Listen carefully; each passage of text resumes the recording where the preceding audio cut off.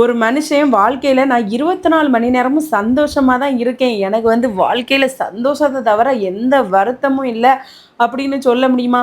இப்பல்லாம் எல்லாம் இருந்தும் நிம்மதி இல்லாம தான் பல பேர் அலையுறாங்க. அதே போல தான் மக்களே எனக்குமே வாழ்க்கையில நெறைய பிரச்சனைகள். பார்க்கறதுக்கு எப்பவுமே இந்த சிரிச்சு சிரிச்சு இருக்கிறேன்.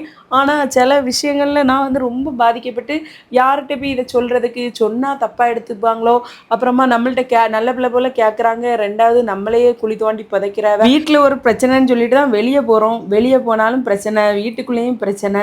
எல்லாம் சேர்ந்து மண்டையே அப்படி குழம்பி எடுத்து சின்னா பின்னமா ஆயிருக்கு. இவ்வளவு பிரச்சனையிலயும் ஒரு நல்ல விஷயம் எங்க அம்மா பண்ணுனா. என்ன தெரியுமா?